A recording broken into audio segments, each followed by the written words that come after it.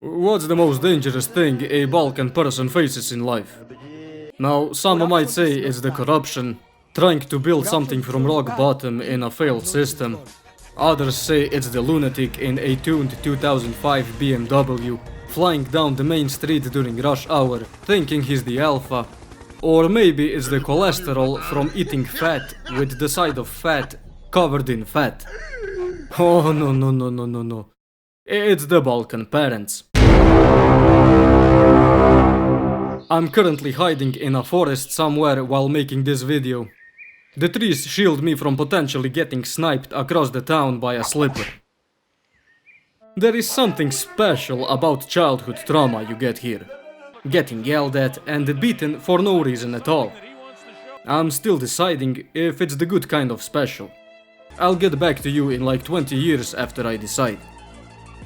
Now, when you're born into a Balkan family, you get 3 to 5 years of trial mode before your parents switch the difficulty to hardcore. Once you hit primary school at the age of 6, the Stress DLC is installed automatically, free of charge.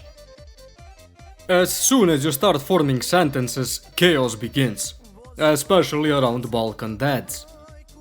Moms are chill in the early game, but they unlock their ult when you hit puberty.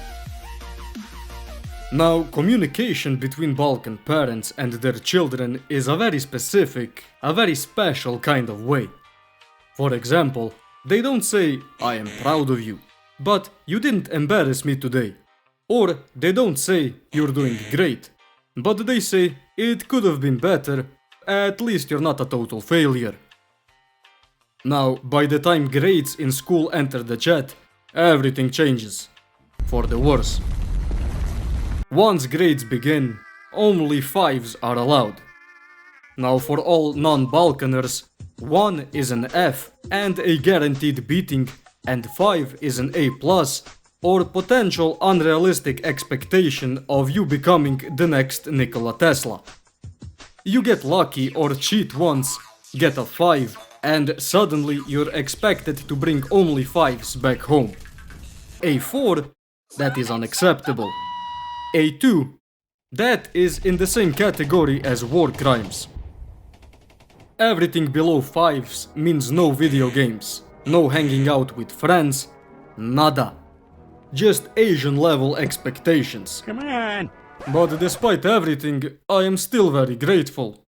Maybe that's why I'm not a raging, mentally unstable communist today. Hell yeah! Now, near the end of primary school, I started doing more and more stupid stuff.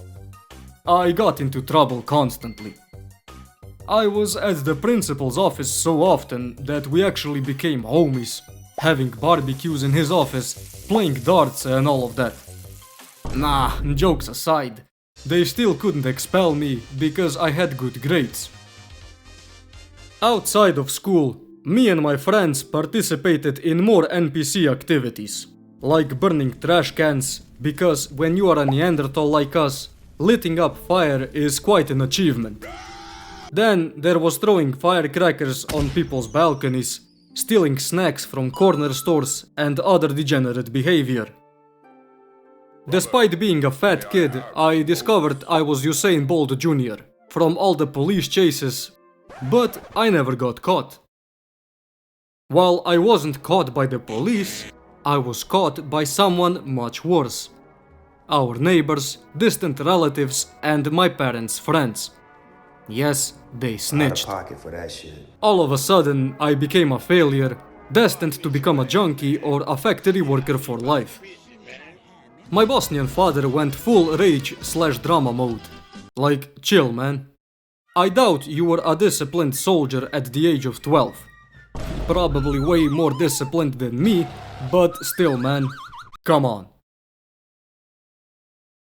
During early middle school, me and my homies asked strangers to buy us alcohol numerous times, because being 15 in the Balkans is prime time to start your alcoholic journey. Don't drink, kids. Oh yeah, cigarettes as well. You're basically born with a pack here. And that good old green broccoli stuff? Yeah, you know what I mean. It makes you think you're Einstein while burning the few remaining brain cells left. Thank God I quit early enough to avoid becoming an alcoholic. Except cigarettes. I'm still fighting that boss battle. But despite everything I just mentioned, the scariest thing was helping my dad with chores. 16 hours of unpaid labor, while being promised you'll be done in 5 minutes. In trade school, I studied to be an electrician. Final years required a couple of weeks and months of practical work in a company of your choosing. And guess what? I chose the company my dad was working in.